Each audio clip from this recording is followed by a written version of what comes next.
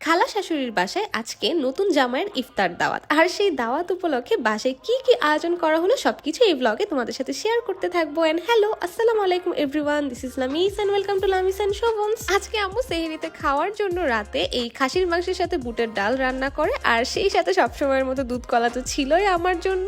তারপরের দিন ঘুম থেকে উঠেই মনে হলো একটু ছাদ থেকে ঘোরাঘুরি করে আসি, কারণ আম্মু বলছিল যে ছাদে নাকি এত সুন্দর টমেটো হয়েছে। কিছুদিন আগে এসে ভিডিও করলে না তোমাদের সাথে একদম লাল লাল পাকা টমেটো গুলো শেয়ার করতে পারতাম। আর এই টমেটো গুলোর সাইজ কিন্তু একটু চেরি টমেটোর মতোই ছিল। তো আমি আর আমার বোন রুষামণি গাছের যত্ন নেওয়ার পাশাপাশি একটু রোদও পোহাচ্ছিলাম।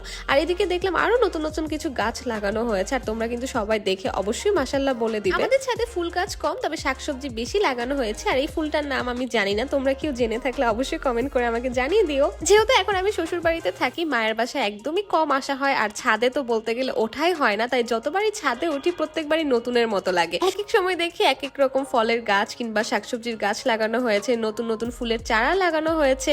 আর ছাদে উঠলে কিন্তু মনটা একদম ফ্রেশ হয়ে যায়।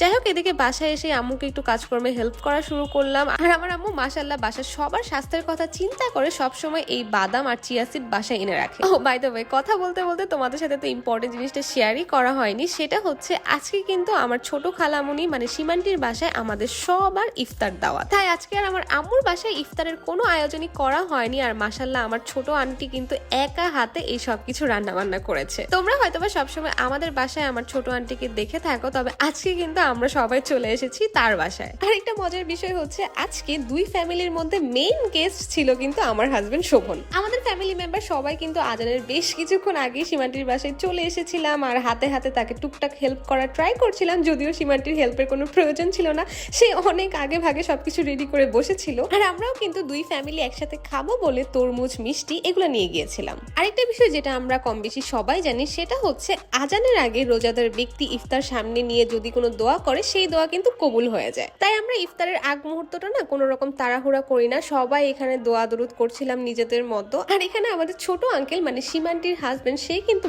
মজা করে সবার জন্য মুড়ি ভর্তা করছিল।